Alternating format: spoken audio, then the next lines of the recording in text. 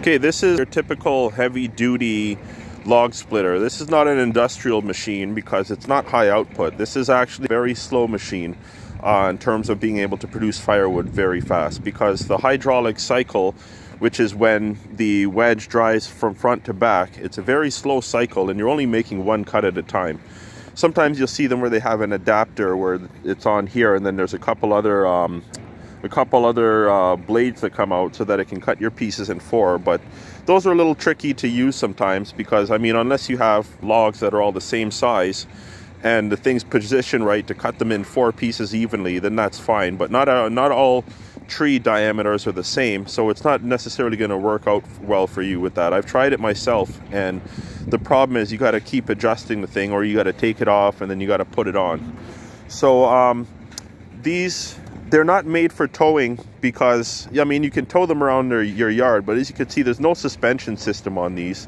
And even when you buy them, they don't grease the bearings very well. So you have to grease the bearings because eventually they'll start seizing up on you, and you'll have time moving around this machine on your own. They're pretty easy to move around. As you can see, oh, this is just stuck in the snow here. Give it a kick. It's only been in here since yesterday. I put it back here, but you can see with one hand I can lift it up and I can roll it around. I can move it around if I need to. This is made to operate horizontally and vertically, and in this position, if you have smaller diameter logs, it's okay to use it like this. But when you've got the big blocks, like some of these over here, you're not going to be lifting some of these big ones onto the machine. So then you can invert the machine and you can stand it upright. This big beam, all you do is lift it up. I'm missing the lock pin here that locks it into place, but all it takes is a lift, and then there you go.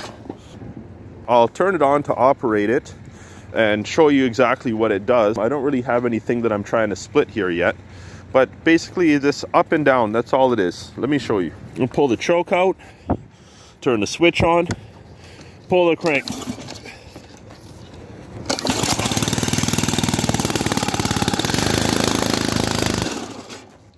Oh, not ready yet.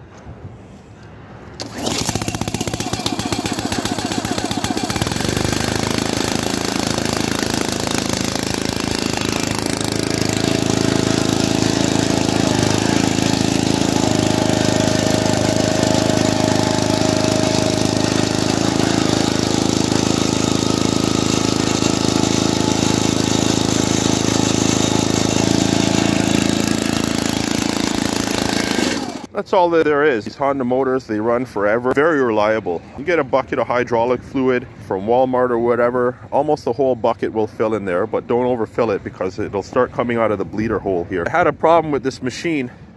It was pushing out the metal on the sides here, so I actually took my big 6-pound maul axe and then I hammered it back into shape. You could see I did a pretty good job there with flattening it. Every once in a while, I mean not very often at all, but you have to change this valve.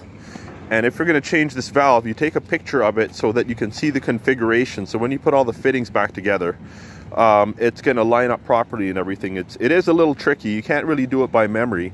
And then you got to kind of figure out step by step how to put it back. Overall, it's not too hard anyway. If you're having a leak in the system with this valve here, it's probably because of the filter, which needs to be changed every once in a while. I just changed this hose recently, and I changed the fluid because when I broke a hose, the fluid spilled out. So it was time for a fluid change anyway. But there's your filler hole for the oil back there, and then your drain is right under here. So a very simple machine to use. Not dangerous because it's not very fast. It's only going to hurt you or chop off your finger or something if you're not looking when that blade comes down. This machine here is 25 tons of force, so it's plenty. It doesn't matter what diameter of wood you're splitting. It just matters how straight the grain is. People see big pieces of wood and they think, oh, well, you know, a machine can't do that. But even those big 3-foot diameter pieces, you can bust them open with a big maul axe. As long as the grain's nice and straight and wants to split open, they'll just break right open. But with this is going to be plenty of force for the average person. I've been using this in my business for a long time, and there's pretty much nothing that it can't split. If it can't split the piece, it's because the piece can't sit on the bottom plate here well enough, and then the blade actually ends up pushing the wood out. Let's say it's a bad angle on it or something, it doesn't sit flat, but when you split the wood, you got to make sure that the wood sits flat on this piece here. If you have the wood that's angling out towards the bottom, what the machine is going to do, it's going to push on the wood and it's going to push it off the plate. And then instead of splitting the wood, it's just going to push the machine off the ground, because it's literally pushing the wood into the ground. So obviously the machine has to move back when it's pushing in the ground. The whole Lovejoy connection here, I noticed mine is a little chewed up. Never had to replace the Lovejoy connection. And I even have another machine over here. Same thing, I haven't had those problems. You can see I have this original hose. Fluid still looks good. I've changed both filters on these machines, and I've changed both valves. I had to change the crank on this one, or the pull start, because it busted one day. This is actually from a lawnmower. I had to go to a parts store after I was splitting wood for somebody. I had to leave the job and go get the part and come back, and it's a little too long, this pull start cord, but it works anyway. That machine, the other machine, has a switch on it so you can turn it on and off. This one actually has an on and off with a lever, and that controls your throttle. You're never going to be using your throttle on a low level. That just means the cylinder is going to be going slower because it's based on the engine speed, right? You can't do too many you can't do much upgrades at all on these, because your problem is you're limited by the size of the hydraulic tank.